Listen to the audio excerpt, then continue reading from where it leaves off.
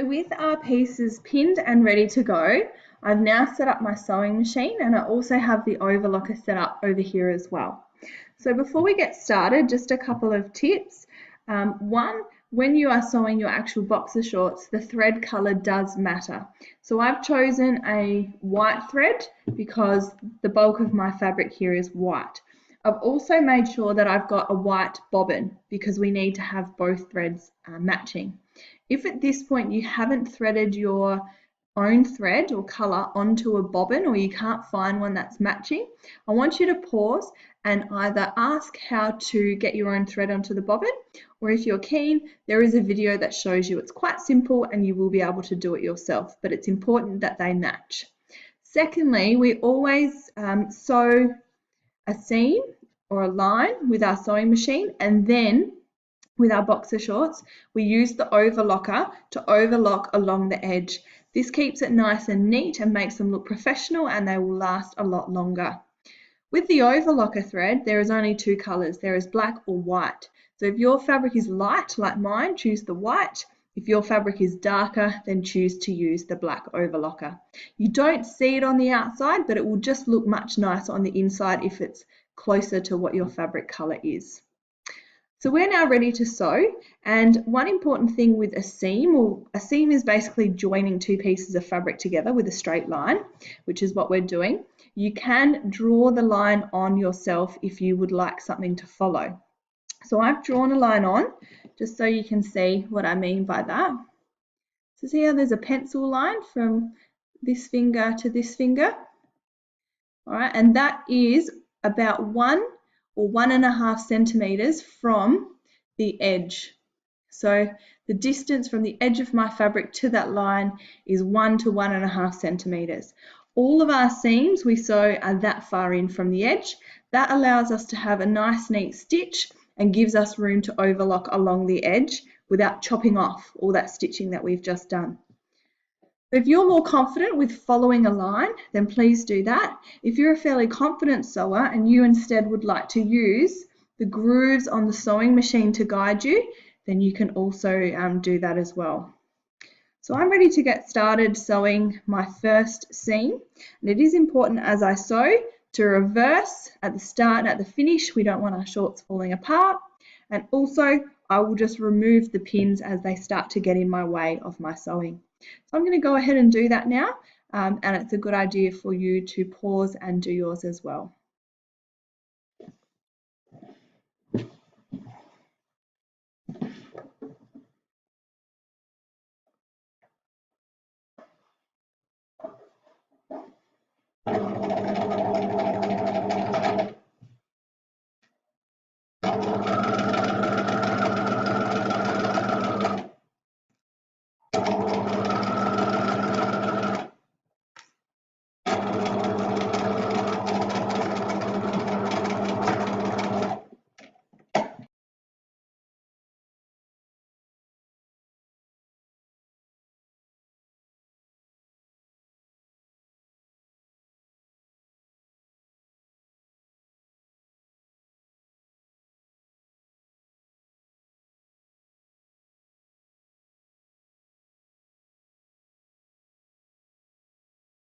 I've now sewn along this edge and also the same on my other pieces here.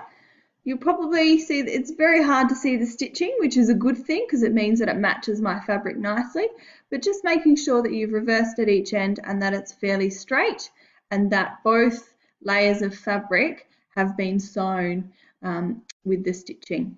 So it's now time to take this to the overlocker and just overlock along the edge like you would have done in your practice. So I'm going to now overlock this one and also my other piece as well. Just remembering to line up the edge of your fabric with the edge of the plate on the overlocker. I don't want too much hanging off because that's what gets chopped off. So just lining up the edge nicely and away I go.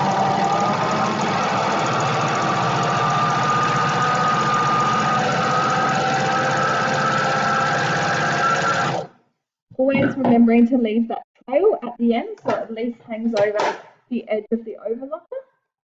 I can trim And then I'm going to go ahead and do my next one as well.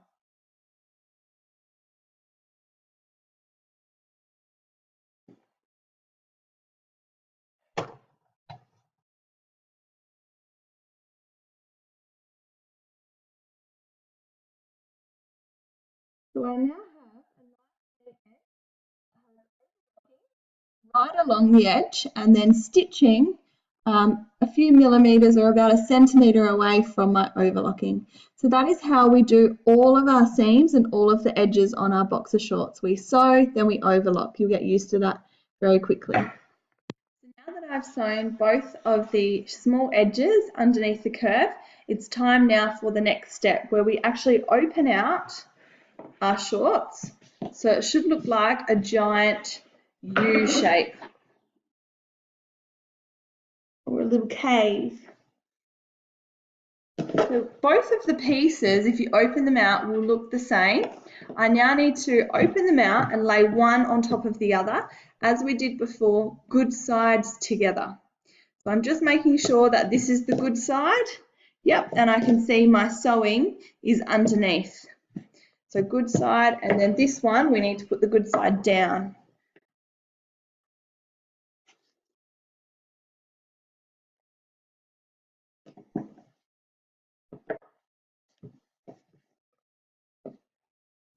Okay.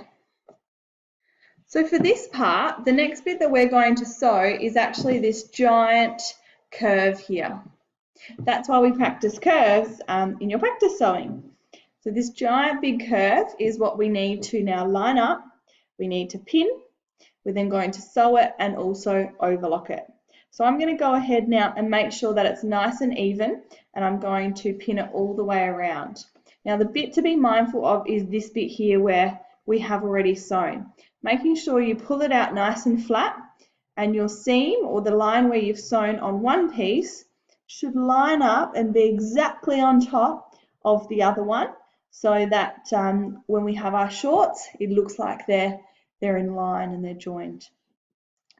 It's quite hard to line this up perfectly all in one go, so what I suggest is to start at the top, do a few pins, all right, and then line up the next bit and continue to pin. So that's what I'm going to do now.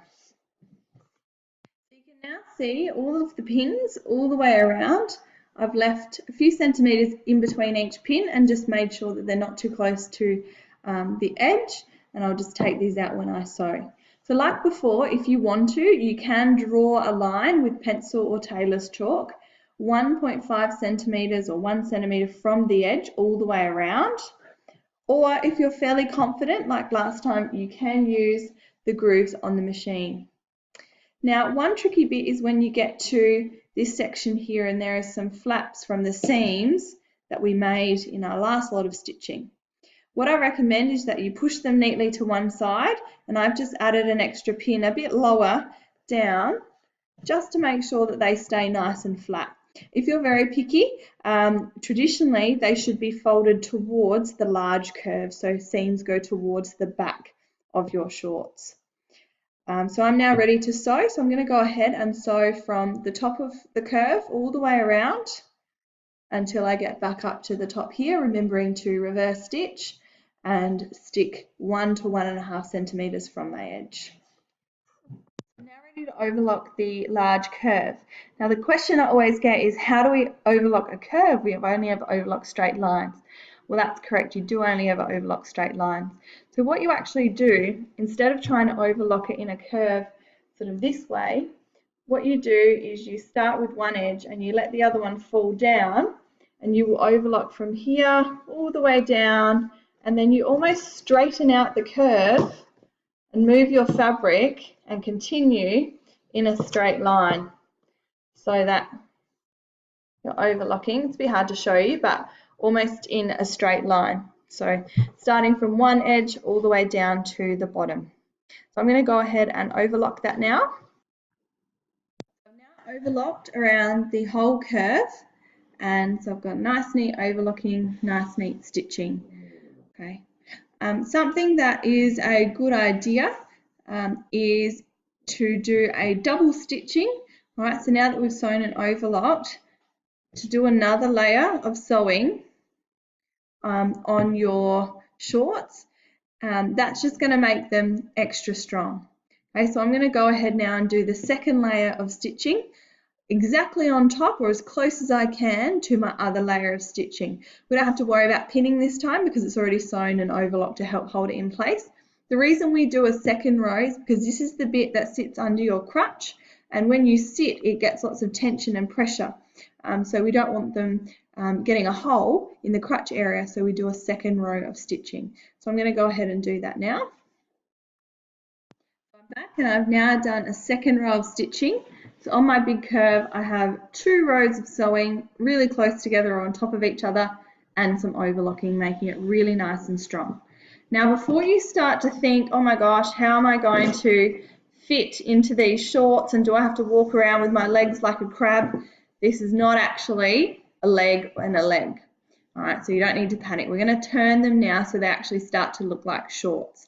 Now there's no real easy way to do it because it's kind of tricky to explain, so I'm just going to refold mine and show you what they should end up looking like. And I want you to have a go, and if you get stuck, then ask someone in class about how to actually fold them this way. The key is to have them ending up so they look like shorts, but also so the good sides are touching each other on the inside as always.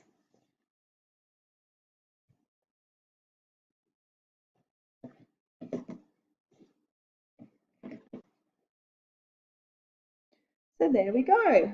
Now we can see our shorts starting to come together. And you might also think at this point, oh my goodness, they look giant. That's okay. They're not going to end up being this big. Remembering we've got to make a waistband with some elastic at the top, so they're going to be, you know, that much shorter at the top. We've got to hem and do the legs, so they're going to be shorter in the legs. And we have to sew the sides, so they're going to be smaller in the sides. So don't panic if they look giant at this point. They should look quite large.